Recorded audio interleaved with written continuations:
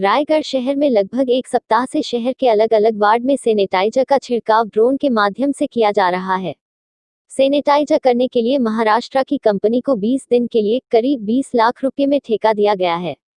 वहीं इस मामले पर भाजपा पार्षदों ने इसका विरोध किया। नगर निगम में कोरोना संक्रमण के बचाव के लिए हम लोग ड्रोन से सैनिटाइजर करवा रहे हैं और महापौर मत से भी सलाह का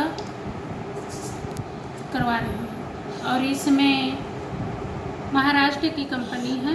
मैडम कितने दिन के लिए काम दिया गया है?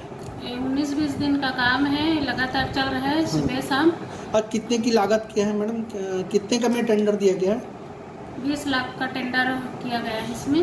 मैडम विपक्षी पार्षदों ने ऑब्जेक्शन कर रहे हैं कि नहीं ये गलत हो रहा है, ऐसा नहीं होना चाहिए, ज़्यादा का टेंडर, इसमें आपको क्या कहना? विपक्षी का काम ही है उसका मुद्दा उठाना और इसमें सैनिटाइजर होना ज़रूरी है। अब तो कोरोना पॉजिटिव 10 मिल गया है और लगभग एक हफ्ता से चालू है सैनिटाइजर होना और इसमें बहुत से पार्षद हम ही भर दिया है कि ये होना चाहिए ताकि आगे और पॉजिटिव ना मिले। और क्या बोलते हैं कि इसमें सैनिटाइजर हवा में उड़ा रहा है, पैसा बर्बादी करके बोल रहे हैं, ये गलत बात है। हम लोगों ने डॉक्टर से सलाह लेकर किए हैं, सभी के सलाह से किया जा रहा है और इसमें कोई भी इन्फेक्शन नहीं होगा और इससे फ़ायदा ही होगा। कोई भी कार्य करोगे तो उसका फ़ायदा होता है। और ये सैनिटाइजर बहुत से जगह में हो रहा है, रायपुर में हुआ है, दिल्ली में हुआ है, बनारस में हुआ है, तो रायगढ़ में हो रहा है, तो क्या गलत है?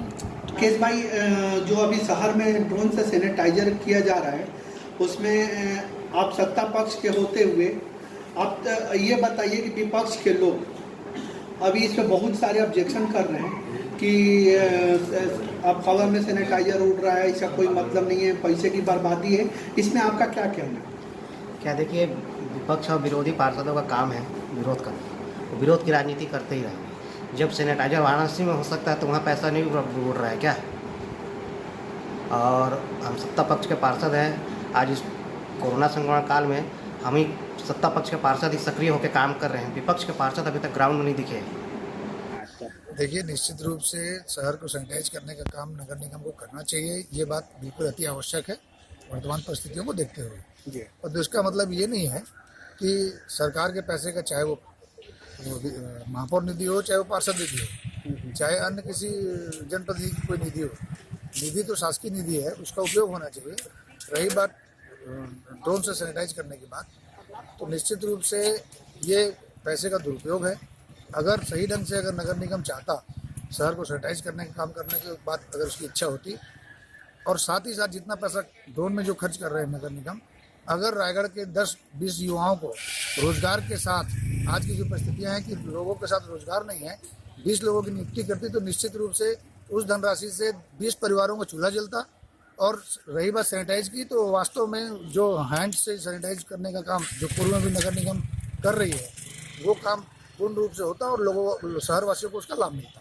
भैया, महापौर का कहना है कि बाकी जैसे भाजपा पर शासित प्रदेश हैं और महानगरों में ड्रोन से ही ये सैनिटाइजर का छिड़काव हो रहा है, अगर यहाँ पे हम लोग किए तो क्या गलत है? देखिए, आज नगर निगम की जो स्थिति है, आर्थिक रूप से नगर निगम कितना सक्षम है, एक तरफ तो हम फंड नहीं है कि रोना रोते हैं, छोटे बड़े जो वार्ड के जो आवश्यक कार्य हैं उसके लिए हमारे पास धनराशि उपलब्ध नहीं है, और दूसरी जगह अगर हम इतनी बड़ी धनराशि का उपयोग केवल सैनिटाइज करने का काम करते हैं, तो मेरा व्यक्तिगत रूप से सोचना है कि वास्तव में ये बात पैसे का दुरुपयोग है। सैनिटाइज करने का काम अगर करना चाहती नगर निगम, शहर सरकार करे, उसका स्वागत है और उसकी जिम्मेदारी भी बनती है कि शहर सरकार लोगों का, आम जनता से चुनी हुई सरकार है, वो अपनी जिम्मेदारी को बखूबी निभाए और शहर को सैनिटाइज भी करे।